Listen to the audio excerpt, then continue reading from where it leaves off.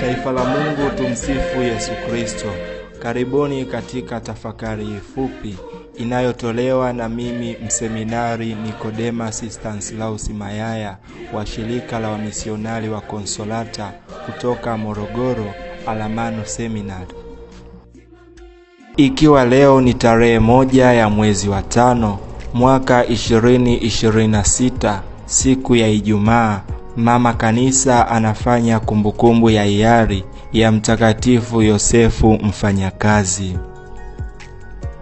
Na leo kwa namna ya pekee masomo yetu yamebeba jumbe muhimu ambazo zinaendana na uhalisia wa maisha yetu.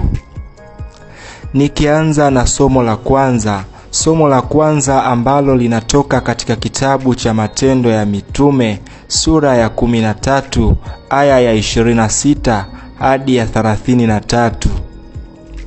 Somo hili linaonesha mahubiri ya Mtakatifu Paulo akiwatangazia watu habari njema ya wokovu na kuwaambia kuwa ahadi njema ya Mungu kwa mababu imetimia kupitia Yesu Kristo.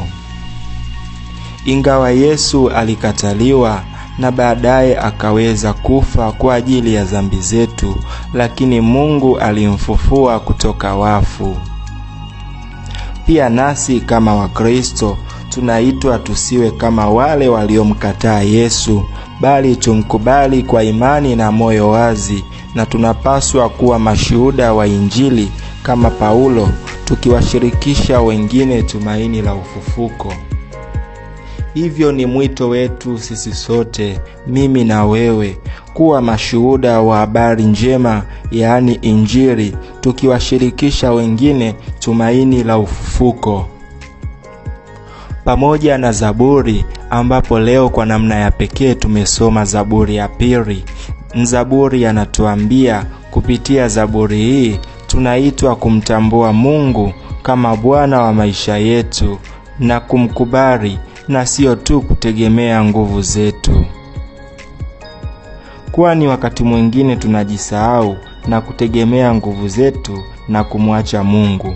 Hivyo mzaburi lengo la kutuambia au kutupa Zaburi hii ni kuturudisha na kutupa uelekeo ambapo tunapaswa kurudi kwa Mungu na kumkubali yeye kama Bwana na Mwokozi wa maisha yetu, na sio kutegemea nguvu zetu au kitu kingine. Pia katika somo la Injili ambapo tumesoma Injili ya Mwinjili Yohane sura ya 14 aya ya 1 mpaka ya 6.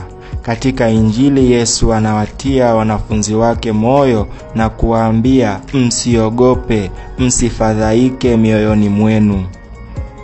Hivyo nasi tumaini letu alipaswi kutikisika, kwa sababu Yesu anatupatia njia ya uhakika ya kumfikia Baba wa uzima wa milele. Katika changamoto na hofu za maisha, tunaitwa kumtumainia Yesu na kumfuata kwa uaminifu, tukijua kuwa hatuendi peke yetu, ni yeye ndiye njia yetu na kila kitu tunapata kutoka kwake. Hivyo Injili hii imetukumbusha au inatupa ujumbe wa kuwa daima tusiogope na tusifadhaike. Daima tunapaswa kumtegemea Kristo, kwani yuko tayari kutembea na sisi nyakati zote. Pamoja na hayo, leo kanisa liko na kumbukumbu ya hiari ya Mtakatifu Yosefu Mfanyakazi. Tukirudi kwa baba mwanzilishi wetu au baba Alamano, Mtakatifu Yosefu Alamano anamtumia Mtakatifu Yosefu Mfanyakazi kama kioo au kama kielelezo cha mtu ambaye alijitoa kikamilifu katika kufanya kazi, ambapo aliweza kuitunza familia ya Yesu, Maria kupitia kazi ya useremala. Kwani Mtakatifu Yosefu mfanyakazi alifanya kazi kwa roho moja na kwa majitoleo makubwa. Nasi tunaalikwa kufuata mfano huo katika maisha yetu, ili kila siku tuweze kupata mahitaji yetu yale ya muhimu, na sio kuwa wavivu au kukaa na kusubiri na kubweteka.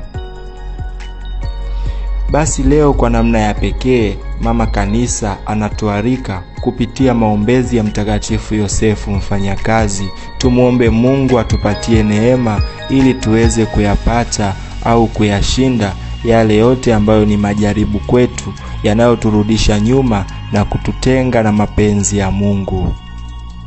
Tumsifu Yesu Kristo.